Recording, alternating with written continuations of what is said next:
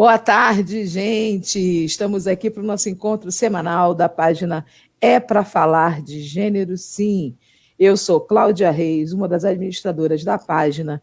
Conto aqui no meu background com meu amigo Alexandre Bortolini na parte técnica.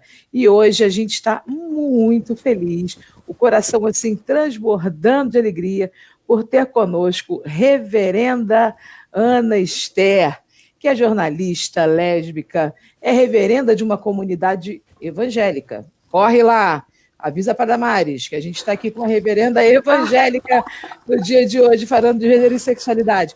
E é mestra e doutora em ciências da religião. Como a gente sempre começa, eu vou iniciar aqui fazendo a minha audiodescrição. Eu sou Cláudia Reis, uma mulher branca, gorda, de cabelos curtos, olhos pequenos, boca pequena. Estou utilizando um óculos de aros vermelhos e um headphone de earcups preto. Atrás de mim você pode ver uma sapinha com uma coroa na cabeça, um quadro com uma pessoa barbuda e usando um lenço de bolinhas brancas com fundo vermelho e um quadro chamado Lute como uma Gorda. Hoje eu estou usando uma regata preta, por cima dela uma camiseta com as cores do arco-íris e com muita alegria, muita satisfação de uma conversa que eu estou esperando há um bom tempo e ela sabe disso. Eu convido Ana Esther para fazer a sua apresentação e as saudações iniciais. Oi, gente, tudo bem? Claudinha, eu estou super feliz. Finalmente chegou o dia do nosso encontro, nós que ainda não nos conhecemos pessoalmente. Agradeço muito o carinho pelo convite da página, ao Alexandre que está tomando conta aqui disso tudo por trás. Obrigada pela introdução. Realmente o que é principal a dizer nesse mês é que eu sou lésbica, eu sou uma reverenda sapatão.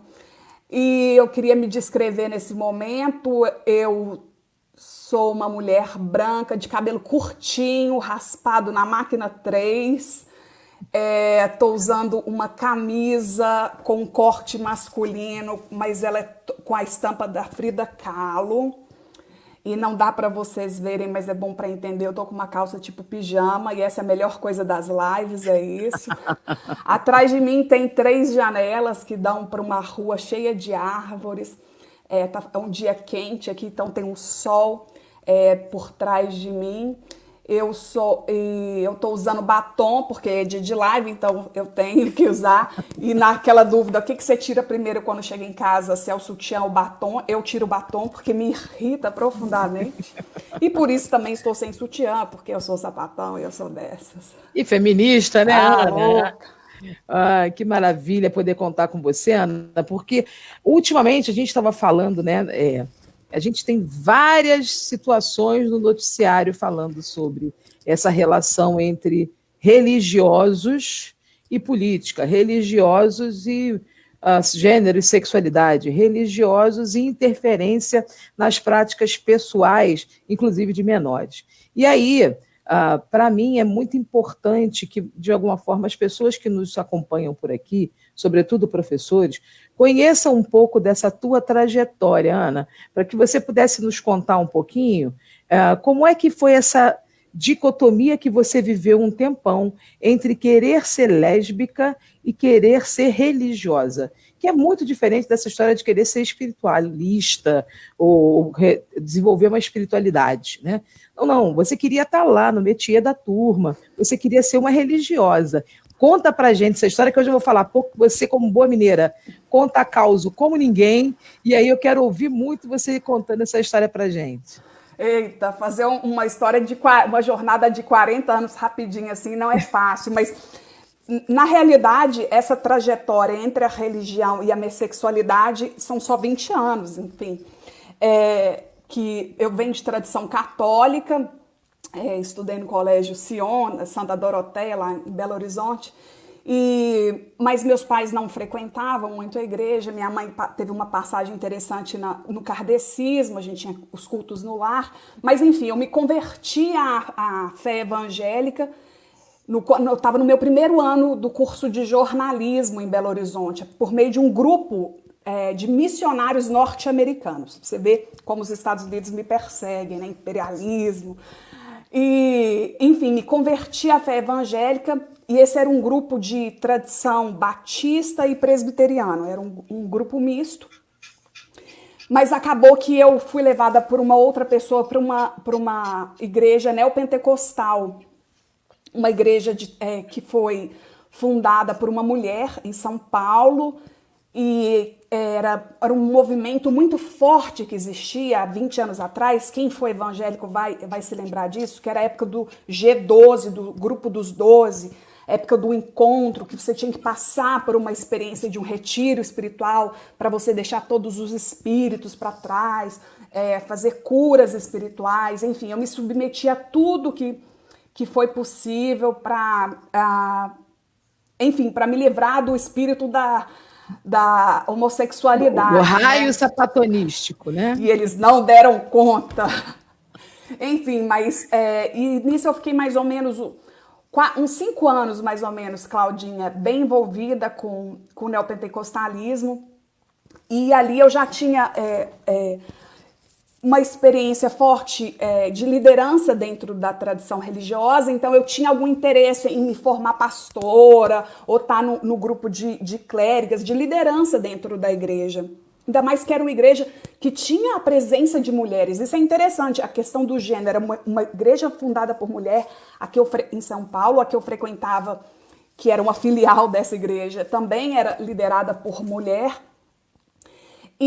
Mas, enfim, acabou que a sexualidade falou mais forte e eu acabei me envolvendo com uma pessoa que me fez ser convidada a sair da igreja, né?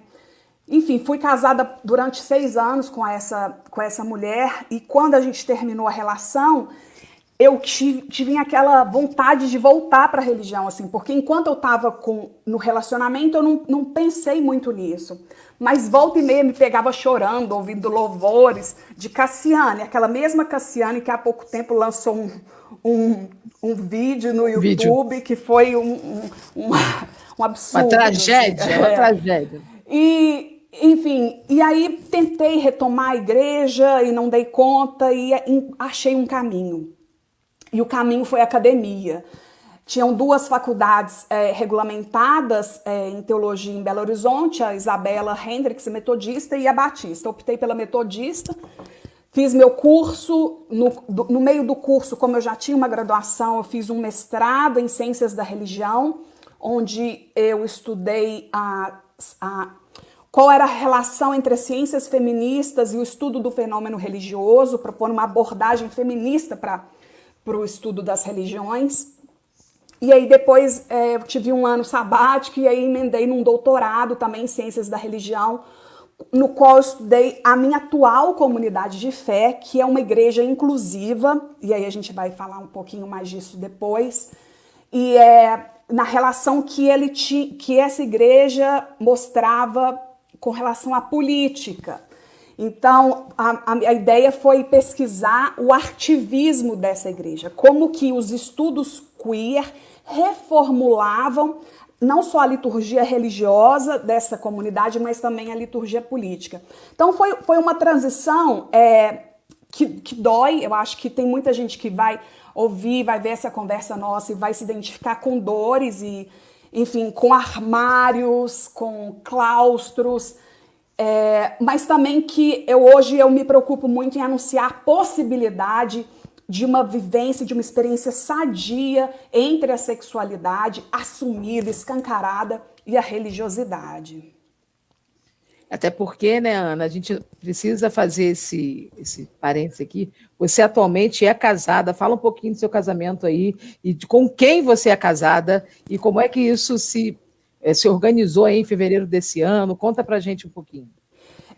Eu acho que uma das coisas bem interessantes sobre a minha vida, assim, que eu me orgulho muito, porque é uma coisa que me faz muito bem, é o meu relacionamento com Nancy. Eu nunca imaginei um casamento, nunca, sabe? Porque por causa justamente da minha crítica à heteronormatividade, ou seja, essa regulação, inclusive dos nossos corpos, das nossas práticas comunitárias, sociais, como que a gente tem que se estabelecer em famílias, enfim, reproduzindo modelos que já faliram, né? que já estão mortos. A gente vê, são sombras, são esqueletos desses fenômenos. Mas e aí, eu conheci em uma convenção da minha denominação religiosa, que é uma denominação que foi fundada aqui nos Estados Unidos. No ano passado, teve um encontro aqui e eu conheci a minha atual esposa, ela é bispa dessa denominação, e a gente vive uma relação intergeracional, que eu acho assim, que é fantástico também, que foi mais um armário que eu tive que romper na minha vida, porque Nancy é 30 anos mais velha do que eu. Enfim, mas eu já vinha de outros relacionamentos intergeracionais, então minha família já estava acostumada com isso, mas talvez tenha sido um dos armários mais difíceis, assim, né? Porque a pessoa te aceita como lésbica, isso foi importante, foi uma fala do meu pai até. Quando eu saí de casa no meu primeiro relacionamento, era para casar com me juntar com uma mulher 20 anos mais velha que eu. E na época passava uma novela, eu não vou saber falar o nome da novela, nem das personagens, mas era um casal novinho, de uma moça que tem uma boca. Você também é ruim de novela, né? Não tem nem televisão, Ana. Mas vem cá, foi aquela que explodiu no shopping? Não, né? Antes. Não sei. Foi o casal era um casal novinho, a menina que tem uma boca, que ela foi casada com Cauã Raymond. Alguém vai escrever aqui, pelo Aline amor alguma de Deus. coisa, Aline alguma coisa. Isso mesmo. Aí. E aí meu pai falou assim, por que você não é um casal como esse? E aí eu vi como que isso afetava as pessoas, né? Que você pode ser um casal lésbico, mas você tem que ser alguém parecido com você, enfim. E esse foi mais um armário que eu tive que romper. E hoje para a gente poder ter uma vida estável aqui nos Estados Unidos, eu não ficar irregular, a gente teve que casar, então eu tô com os trâmites. Nesse momento estou, não só pela pandemia, mas por causa da demora desses trâmites, eu tô aqui presa nos Estados Unidos, né? Mas tá bom, ainda bem que tá presa na sua casa, né? Não tá presa, né? Graças a Deus. Então, olha só, eu queria... você já deu um toque nesse item aí, dessa chave, essa virada, porque você está falando dessa dor, e é uma coisa que eu tenho acompanhado no seu trabalho, né? Você vem sempre divulgando, essa coisa da dicotomia de você ficar querendo expor a sua identidade sexual e expor a sua identidade religiosa. E era impossível. Eu lembro você falando coisa do tipo, cara, ou eu namoro ou eu vou para a igreja. As duas coisas não é possível e etc. E aí você diz assim, olha, aí essa chave de virada foi na ciência como religião. Ana, não é aula aqui não, mas eu queria que você falasse um pouquinho sobre isso, porque eu fico pensando na cabeça de quem é leigo como eu nesse sentido. Como é que pode a religião e a ciência coadunarem? Quais são essas possibilidades que fazem a gente pensar religiosamente, mas a partir de princípios científicos? E que talvez isso pode ser uma saída para tudo que a gente está vivendo aí nesse sentido de uma religião dicotômica e dogmática, etc. Não sei, estou só perguntando. As ciências da religião, primeiro, ela tem dificuldades até no próprio nome. Você vai encontrar no Brasil ciências da religião, ciências das religiões, ciência da religião.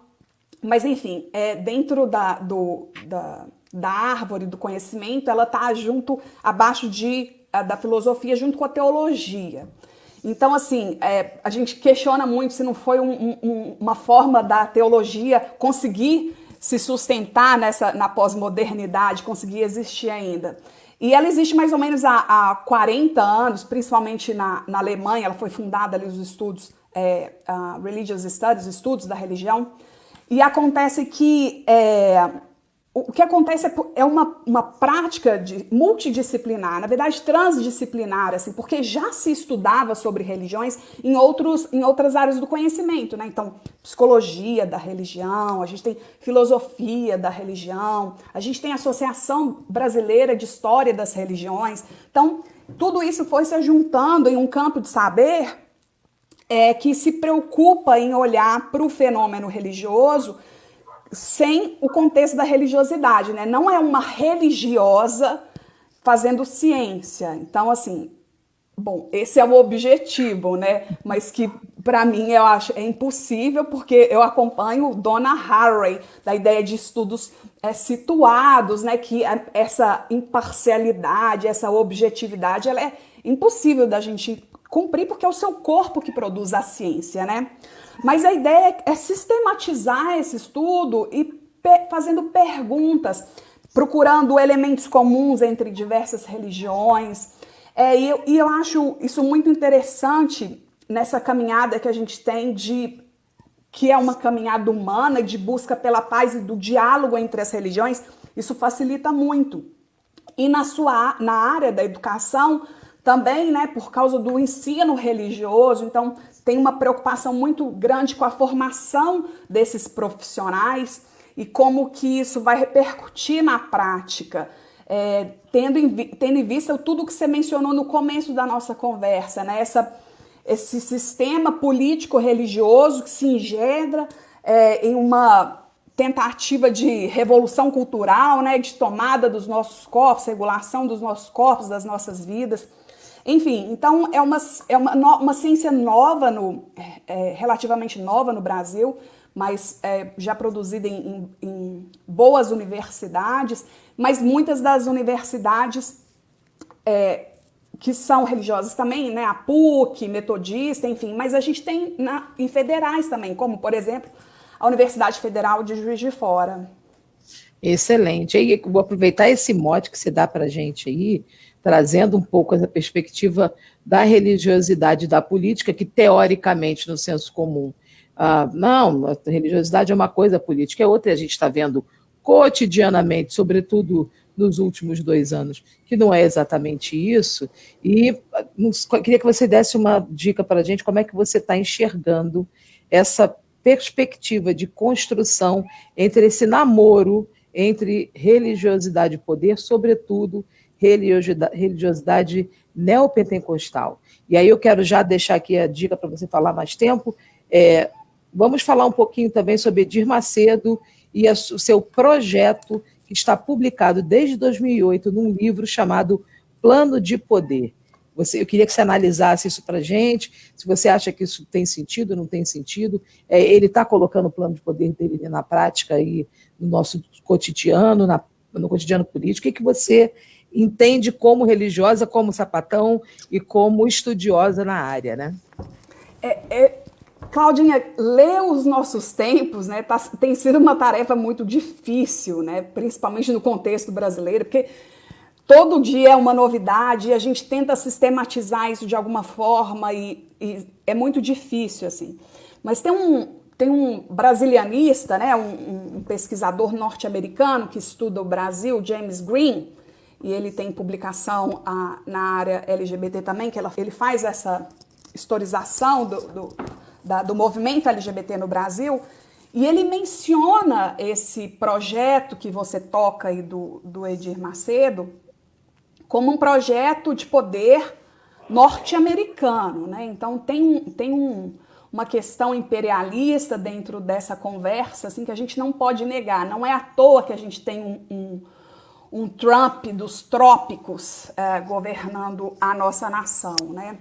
E aí tem um autor, que é o Daniel Rocha, ele é pesquisador, ele é da história, e o mestrado dele foi em Ciências da Religião, ele está fazendo pós-doc dele na PUC Minas, também em Ciências da Religião. E ele estuda o fenômeno do fundamentalismo, que a priori seria um fundamentalismo religioso, né? Hoje a gente vê, como a língua é viva, a gente acaba operando esse conceito de outras tantas maneiras, que eu acho muito interessante também. Mas ele tem uma preocupação com o conceito, e aí ele marca historicamente o início desse conceito. Eu acho que quem tiver interesse em saber mais é Daniel Rocha, ele tem artigos publicados sobre isso. E o fundamentalismo, quando ele surge no ambiente dos Estados Unidos, ele é uma reação a uma teologia que a gente chama de teologia liberal, principalmente europeia, alemã principalmente. E que foi quando a ciência entra em contato com as escrituras sagradas e começa a tirar os mitos, né? Um processo de demitologização, onde a ciência vai buscar quem escreveu, como escreveu, quando escreveu, e suscitar essas perguntas que até então não se podia fazer pergunta alguma para o livro sagrado, afinal ele é sagrado, né? E aí isso Os produz dogmas, né? os dogmas, enfim. E essa teologia liberal vai produzindo outras perspectivas teológicas, culminando com a qual me envolvo, que é a teologia queer. Enfim, mas esse fundamentalismo, ele se dá aqui religioso, mas ele vai para o campo da política também, porque é impossível a gente dissociar o Estado Nacional das religiões, porque ele opera de maneira muito parecida, assim, né? Desde lá da sua fundação, né? Se a gente for ver lá a formação do Estado Nacional, estava ali a igreja dando esse apoio, né? É porque, assim, para a gente, para o Ocidente, o cristianismo é o grande pedagogo do Ocidente, né? É aquele que cria os imaginários. A gente tem o Estado como esse Deus de quem a gente espera coisas, né? Então a gente vai operando com essa pedagogia de ter algo que é soberano, que está sobre nós. Enfim, e aí quando esse fundamentalismo começa a operar aqui nos Estados Unidos junto à política, o projeto era imperialista. Porque era um movimento de efervescência também da Guerra Fria, né? Então tinha muito interesse norte-americano no seu quintal, né? Que a gente aprendeu assim, pelo menos na minha época de escola. E isso chega para a gente, inclusive com financiamento. Aí o James Green tem um texto sobre isso, eu não vou saber o nome aqui, porque não me lembro de nada, impressionante, mas houve financiamento norte-americano para a formação dessas pessoas, assim.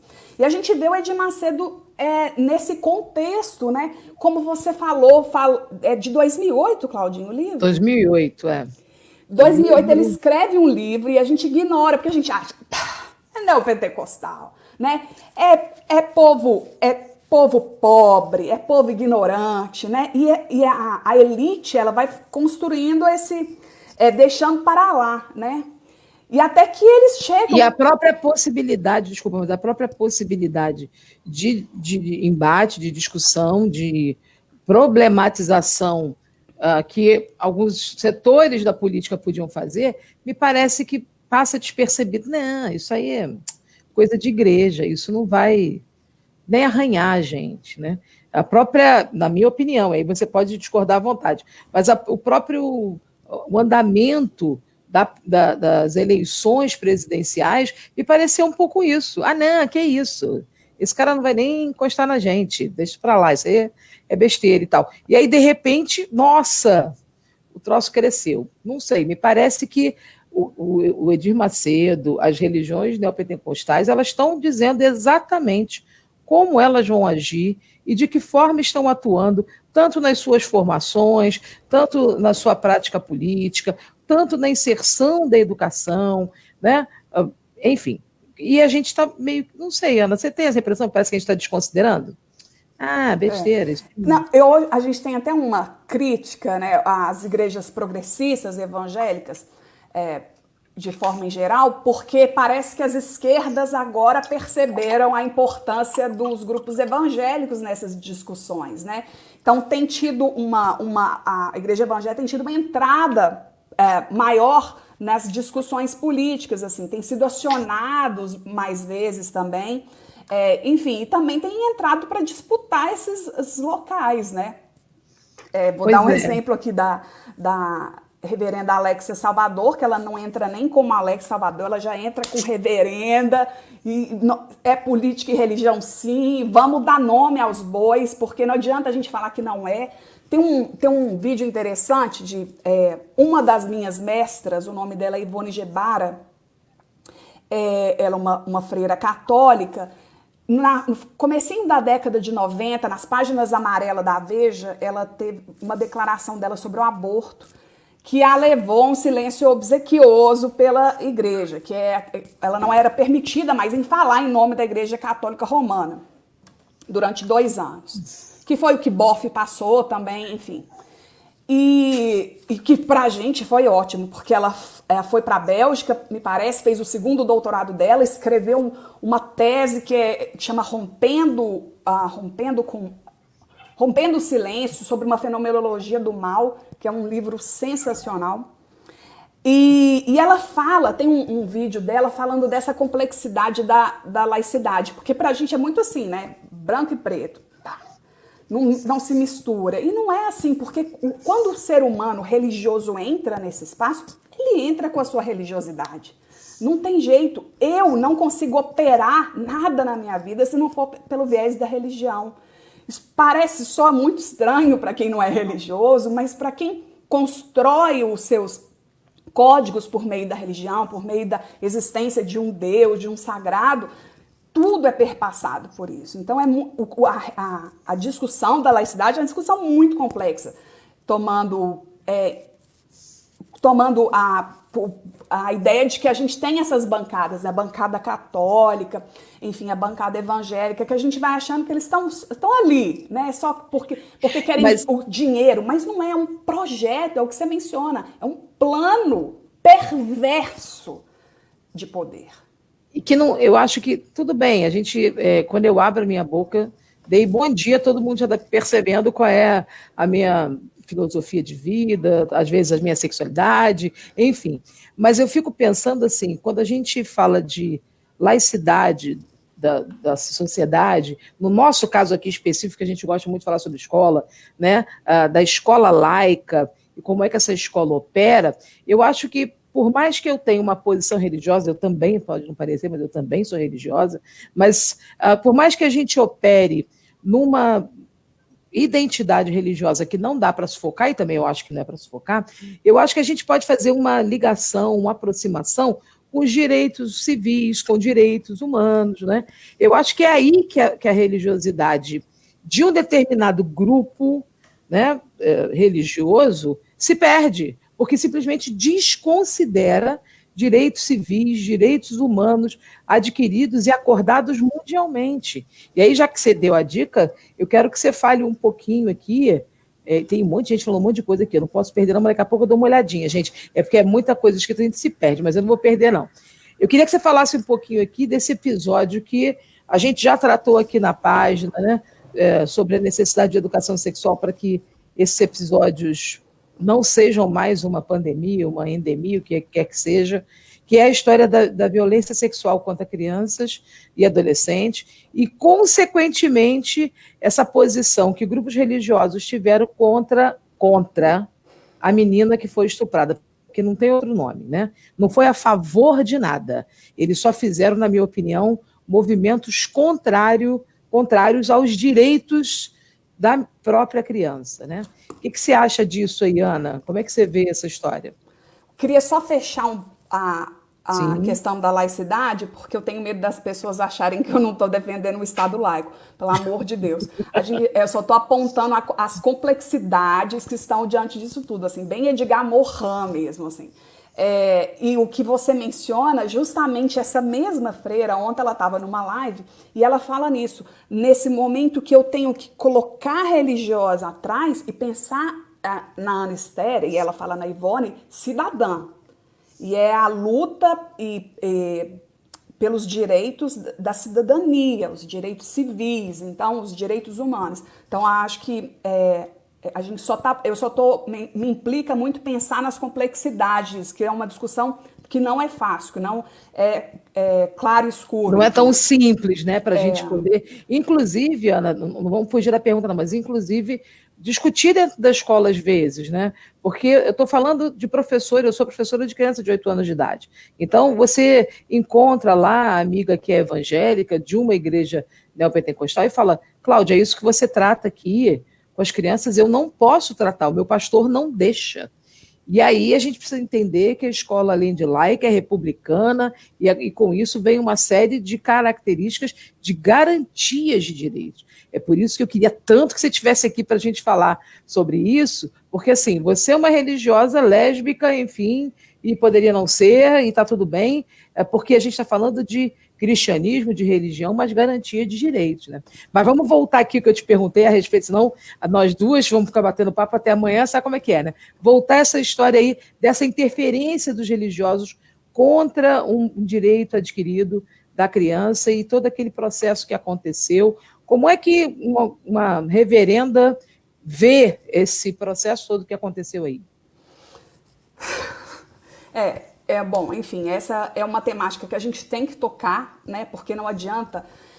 Uma coisa que me comove muito aqui nos Estados Unidos, as coisas acontecem e a sociedade se mobiliza, né? Até hoje estão tendo manifestações do Black Lives Matter, desde George Floyd. Enfim, e agora, ontem ou anteontem, aconteceu outro incidente. Mas, enfim, então eu acho que a gente tem que continuar falando sobre isso, a gente tem que falar sobre isso de maneira mais sistemática e apontar outros caminhos, assim. Então, agradeço de novo o convite para a gente mostrar que igreja evangélica não é só a que a gente vê assassinando aquela criança como eles fizeram, né? Eu vou tomar emprestado aqui um pouco da reflexão que a Débora Diniz fez e trazer ela mais para o contexto da religiosidade. Eu vi uma live dela, esqueci, Inconsciente Coletivo é o nome da página. E ela fala, ela como antropóloga, ela vai falando da questão da casa, né? A casa dessa menina e como que a religião invade essa casa. Aí me faz lembrar do Roberto da Mata, A Casa e a Rua, e como que no Brasil a gente transita entre a casa e a rua, enfim, a modernidade fez isso, né? De publicizar o que era privado, enfim, a gente mais uma vez opera no sistema da complexidade, a gente não sabe mais o que é casa, o que é rua, o que é público, o que é privado, enfim, e aí a religião ela toma a casa dessa menina, né, para si, toma o privado para si. Isso é de uma violência. A religião ela pode ser violenta. E ela estuprou tantas outras vezes essa menina, né? Depois de 4 anos de estupro e de violência contra o seu corpo. Mas existem movimentos dentro da religião cristã, e a gente estou falando a partir da religião cristã, que é hegemônica, que opera sobre o Brasil, católicas pelo direito de decidir, evangélicas pela legalização do aborto. Então, assim, são mulheres que estão fazendo essas discussões já há algum tempo, né, de forma sistemática, de forma acadêmica, não desconsiderando a vida, a importância da vida dessas mulheres, né? E é justamente, aí eu retomo aquele artigo da Ivone Gebara que a silenciou, porque o que importava para ela ali, se não me engano, ela foi em Pernambuco, foi ouvir a história de uma mulher. E ela foi tocada por essa história, sabe? Então ela reconhece nessa mulher uma pessoa cidadã, né? Não uma pessoa de segunda categoria, né? Uma cidadã de segunda categoria, mas alguém que deveria ser uma pessoa de direitos, não só de deveres. E aí, quando a gente vê a religião tomando a casa dessa menina, eles não estão operando nada de vida ali. Se eles querem se afirmar pró alguma coisa, além de pró-violência, é pró-parto. Só isso, né? Vamos parir. Porque não é pró-vida. Nunca foi sobre vida isso. Nunca foi. E aí a gente traz um conceito que é fundamental para a gente pensar as religiões, para a gente pensar os estigmas da religião cristã e para a gente pensar essa regulação dos corpos das mulheres, principalmente na condição da América Latina, que é o patriarcado, né? E aí, quando um grupo de pessoas tão interessantes como vocês se propõem a afirmar, é para falar de gênero, sim. É justamente dentro dos estudos de gênero que a gente suscita a categoria de patriarcado para dar conta de tentar explicar quais são esses códigos que operam tentando engendrar um poder que controla não somente mulheres, não controla somente pelo gênero, mas também pela raça e pela classe, todos esses outros embricamentos, né? Então, a gente tem que não somente defender uma discussão séria sobre isso, mas a gente tem que se posicionar, né? E falar abertamente, sem medo de que a gente não é a favor do aborto, sabe? Porque quem passou pelo aborto, e aí se você tiver uma pessoa que falou que saiu feliz do aborto, você me apresente. Porque todas as mulheres que experimentaram o aborto foi uma situação de muita dificuldade. dificuldade pessoal, dificuldade familiar, dificuldade financeira, porque você precisa ter algum tipo de dinheiro, às vezes, para recorrer a esse sistema. Enfim, e a gente está falando de dor e de vidas de mulheres.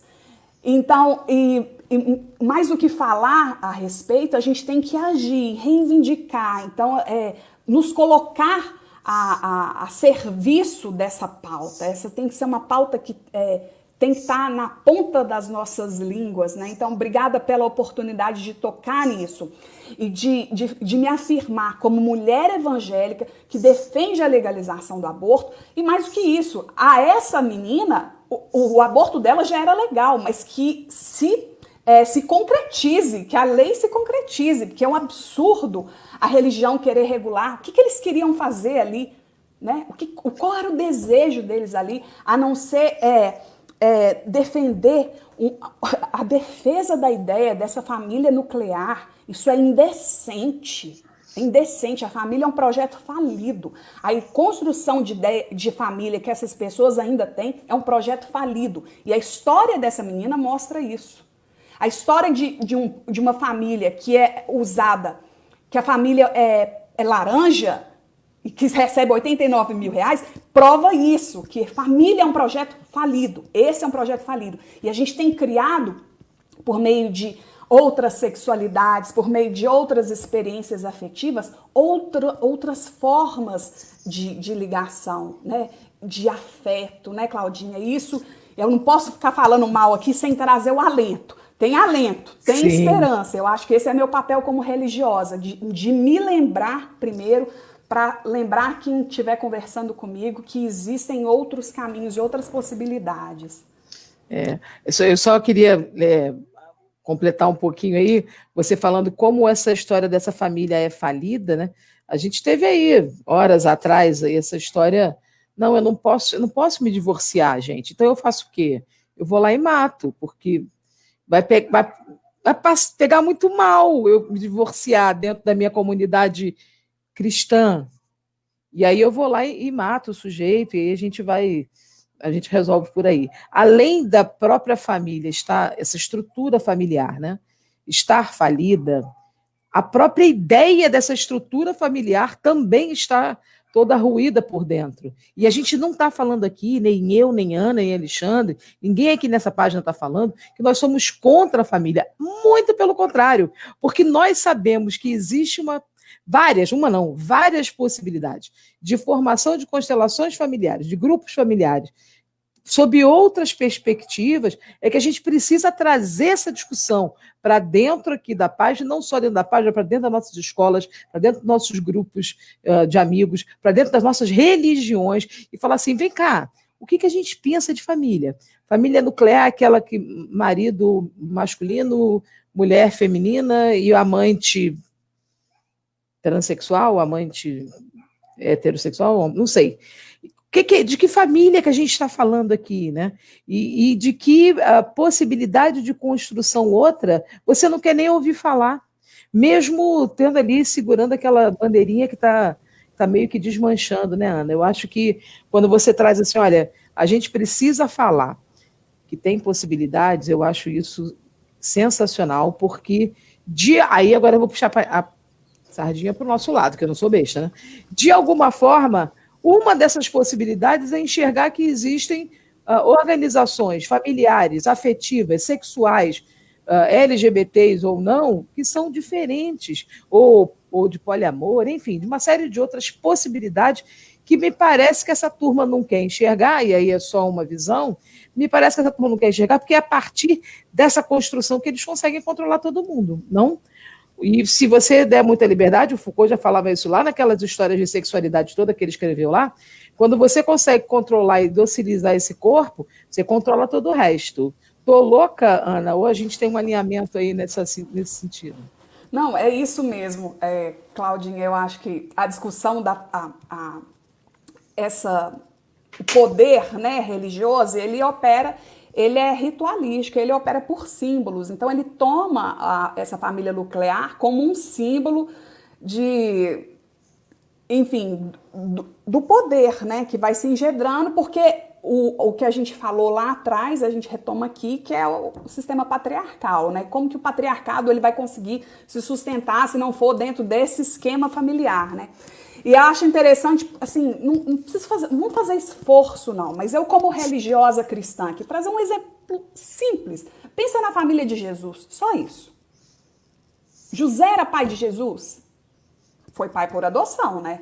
Então já não é um modelo de família que a gente está propondo aqui. E tem um livro, para deixar mais uma indicação, é um livro do Tom Hanks, e não tem em português, mas eu acho que ele tem até na internet, e chama La Diversidad de Famílias em la Bíblia.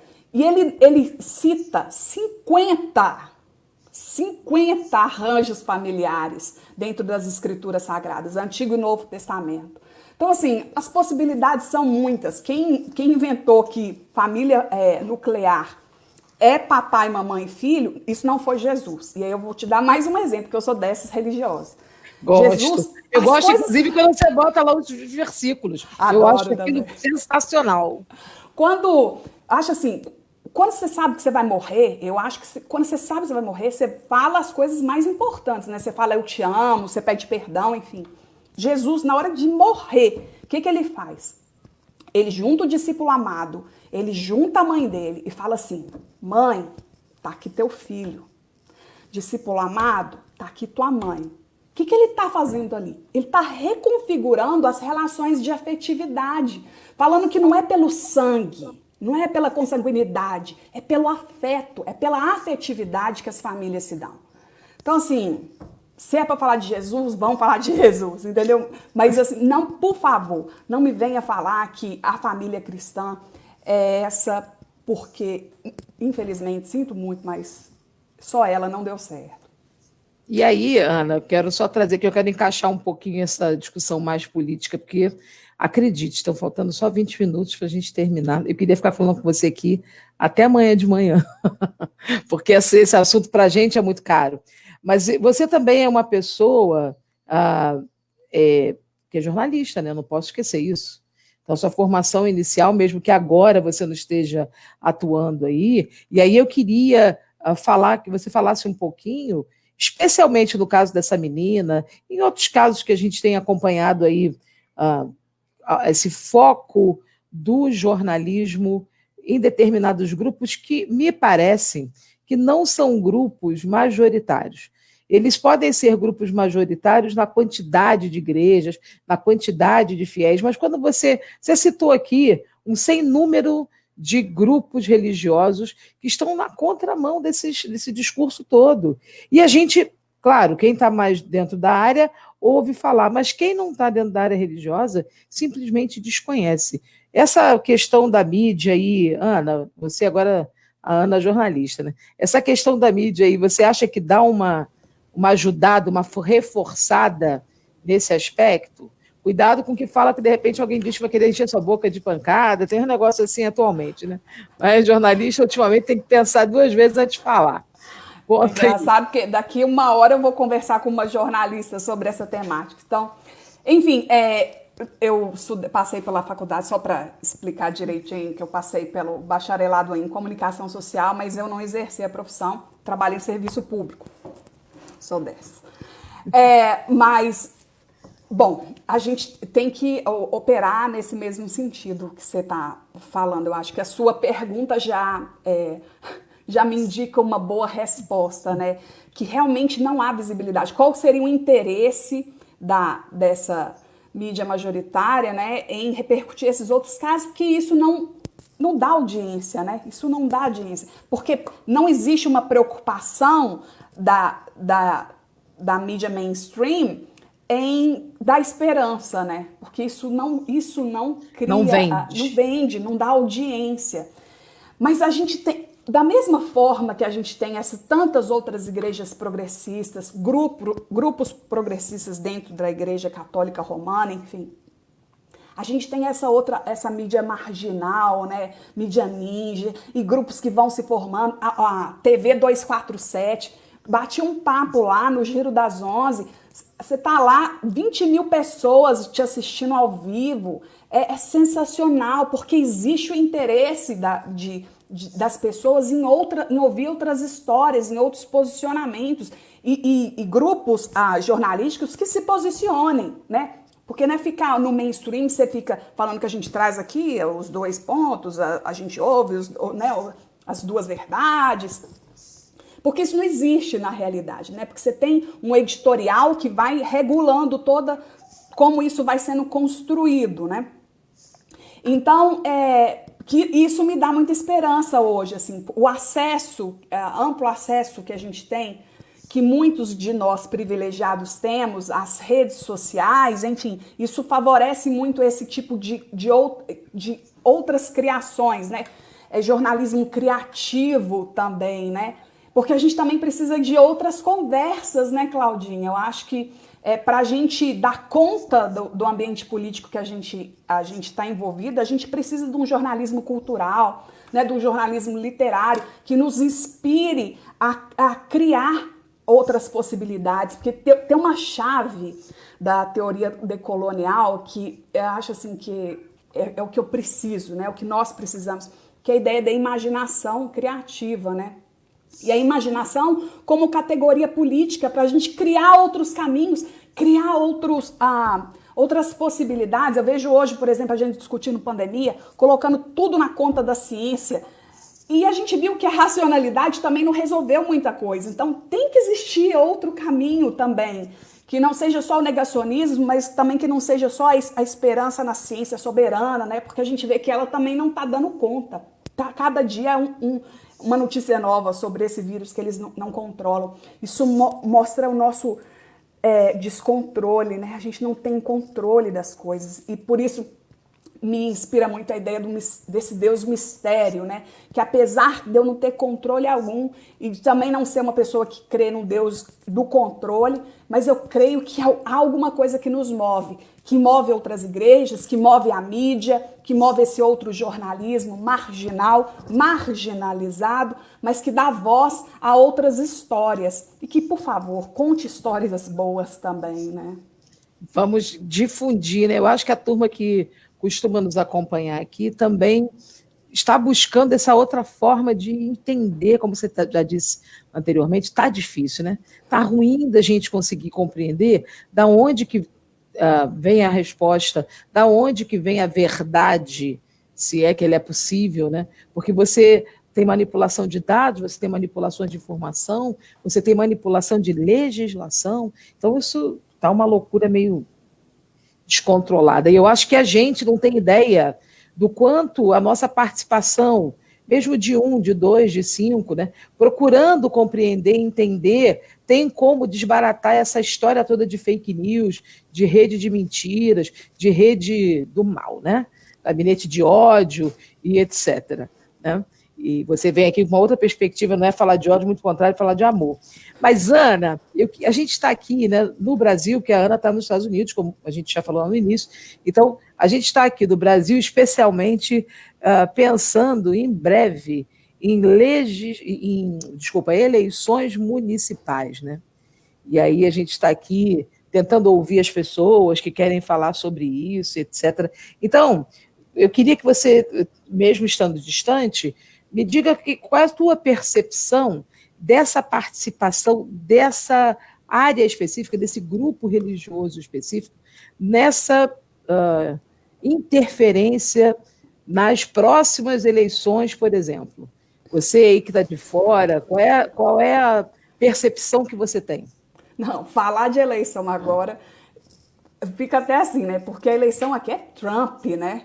Então, assim, tá tendo um encontro dos republicanos. Começou ontem, são 4 dias da convenção dos republicanos. Então, o negócio aqui não tá brincadeira, qual é a ligação dessa turma aqui com a turma que está aqui, né? Bolsonaro is my friend, né? Então, vamos ver. Assim, a expectativa aqui, enfim, as pesquisas indicam que vai dar Biden, mas vai saber, né, o que o mundo e os vírus nos reservam. Mas, de qualquer forma, para fazer uma avaliação desse cenário político agora, eu confesso que eu tô numa sinuca de bico, porque a gente é vítima, Claudinha, dos algoritmos, né? Então, assim, Sim. então o que as redes sociais me oferecem são esses meus grupos de amigos, que muitos deles se candidatando, assim, eu tô achando sensacional a reverenda Alexa Salvador, que eu citei há pouco pelo pessoal como vereador em São Paulo, e que estava pleiteando a prefeitura junto com a Sâmia, né? Então estou vendo uma ousadia desses grupos e também o que a gente mencionou anteriormente, que é a esquerda querendo dialogar, né, com esses grupos evangélicos, enfim, os grupos cristãos mais progressistas. Mas eu confesso que você fez a pergunta, eu falei assim, eu tô numa cilada, porque realmente somos vítimas desses algoritmos e isso não me permite ver como um A todo, assim, dimensão, né? do que realmente está acontecendo. Mas enfim, vai ser, já está sendo a eleição da mídia, né? Então, como é que você vai investir no marketing midiático? Como é que você vai trabalhar com esses algoritmos, né? Para vencer. Eu, conversando com a Alexa mesmo, ela me disse que o número que eles têm é de que 96% da eleição vai ser pela mídia hoje. E pouquíssimos encontros, né, presenciais.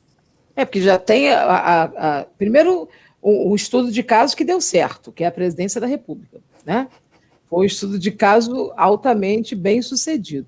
E, aliado a isso, a gente ainda tem a questão da pandemia, ou seja, a gente não vai ter a possibilidade daquele grupinho aqui do bairro, né, de fazer a discussão e etc.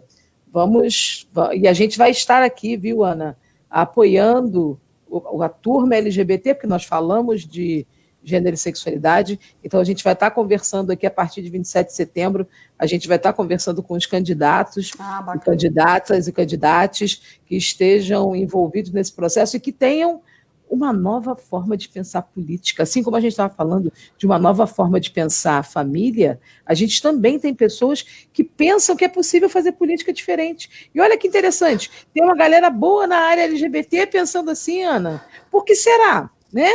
Será, né? A gente está repensando aí alguns modelinhos, inclusive o modelinho político. Não é à toa que a gente apanha tanto. Né?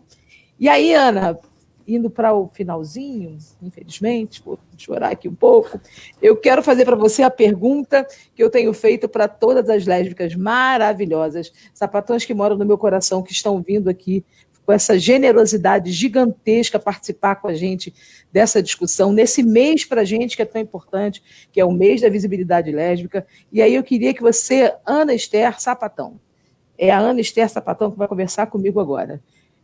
Por que é tão importante esse mês da visibilidade lésbica? E se você puder falar um pouquinho, Ana, porque algumas pessoas têm me perguntado no privado, depois que terminam as nossas lives, assim, por que você usa tanto o termo sapatão? Esse termo é tão pejorativo. Então, se você puder fazer um combo para mim, na tua opinião sobre isso aí, ó. Primeiro, por que sapatão é pejorativo? E segundo, por que é tão importante o mês da visibilidade lésbica para a gente? Me ajuda, Ana. Eu conversava no almoço hoje sobre isso com a Nancy, que eu falei assim, gente, será que é mês da visibilidade lésbica mesmo? Ou a gente começou a inventar isso de agora? Porque, na verdade, porque eu estava mencionando que vai chegar o dia. Ela falou, mas é o dia ou o mês? Eu falei, tem 2 dias. Se tem 2 dias, é o mês. Né? A gente tem o dia do orgulho lésbico, é 19 de agosto, e agora no dia 29, dia da visibilidade. E aí, dentro desse cenário de um mês de visibilidade, eu acho que a importância da gente se reafirmar, não só como lésbica, mas das diferenças das nossas lesbianidades, né? Porque a gente acha... as pessoas acham que tem uma letrinha assim, LGBT, que se chama alguém, já representa o grupo, né? Você chama uma T, você já está falando por todo mundo desse grupo de dissidentes sexuais e de gênero. E que não é tão fácil assim. Mais uma vez, a gente tem complexidades, diferenças tão grandes entre umas e outras. Talvez você se incomode muito, né? Que está nos assistindo com o termo sapatão, assim. Prefiro não ser chamada de sapatão. Eu te respeito. Eu, pelo contrário, sou uma reverenda sapatão. No meu Instagram já tá assim. Porque a ideia é subverter aquilo que foi usado contra os nossos corpos. Que a ideia é que aí um outro dia a gente pode conversar sobre a teoria queer, que era o termo que era usado como xingamento, né, baitola, viadinho, que é o que significa o queer, o estranho, passa a ser reapropriado por esses corpos de uma maneira subversiva. Então, assim, eu sou sapatão, sim, e reverenda, e casada, e imaginativa, e criativa. E por isso a importância desse mês, a importância de você aqui do canal, propor essas conversas, esses debates, mostrando que existem lésbicas para tudo quanto é gosto. Maravilhoso, Ana, sensacional. E aí eu queria pedir para você, porque aqui, você sabe, né, é um canal que a gente fala para muito professor. E aí, como professor se amarra num livro, eu pedi para a Ana Esther para ela trazer uma dica de livro aí. Ela que está trabalhando com ciência da religião, que é uma religiosa, mas que também pesquisa a questão de gênero e sexualidade, sobretudo na área queer. E aí ela trouxe uma dica aqui para a gente que eu quero. Estou curiosa para saber o que você trouxe aí para gente. Eu trouxe Rubem Alves, porque é um pedagogo também, né? Além de ter sido um pastor protestante, teólogo, esse livro Variações sobre o Prazer. E é o último livro dele, foi publicado pela editora Planeta. E é muito interessante que ele já começa o livro falando: eu não vou conseguir acabar esse livro. Isso foi de uma honestidade intelectual. Ele fala o que a academia fez com ele, que a academia destruiu ele, porque cria nele um modo, né, uma epistemologia, um método de escrita que não era o que o satisfazia. E ele começa o livro falando: não vou terminar. Mas tem uma coisa que eu li aqui, que eu acho que é fundamental, que ele fala que a gente tem duas feiras, feira de comprar. A feira da utilidade e a feira da fruição. E eu li isso em um conto dele, mas ele escreveu de outra forma. Ele escreveu como caixa de ferramenta e caixa de brinquedo. E eu acho que é assim que a gente tem que operar. E é assim que eu tenho tentado operar na minha vida, Claudinha. A gente tem que pensar nessa caixa de utilidade, como que as coisas são feitas, como que elas operam, enfim. Mas a gente não pode esquecer da gente usar e abusar dessa feira da fruição, que é a feira do amor, é a feira do afeto. Né, a feira da lesbianidade, dessas mulheres que se amam abertamente. Então a gente não pode perder o gozo na vida, porque diante de tantos impasses, diante de tantas dificuldades, de tanta crueldade, a gente tem que anunciar de alguma forma um pouco de esperança para a gente mesmo. Sensacional, Ana. Já eu quero falar sobre o que você está contando aí dessa felicidade de ser lésbica, porque a gente só fala de desgraça, né, Ana? É porque tem lesbocídio, é porque tem preconceito, é porque tem interdição, é porque tem invisibilidade. Vamos falar também das coisas boas de ser lésbica. Mas antes disso, eu queria falar aqui que tem uma turma que está me pedindo. A gente queria indicação de algum livro, alguma coisa, para a gente começar a discutir e entrar nessa área da educação e do gênero e da sexualidade, já que é um caminho espinhoso, etc. Então, eu estou trazendo aqui, ele é um livro de capa verde, com letras em laranja, e tem os bonequinhos de madeira na capa. E ele se chama O Corpo Educado, da Guacira Lopes Louro, que não é um livro novo, já é um livro antigo, não é? Mas que se a gente quer... Não tem celular de entrada, então tem também livro de entrada, né?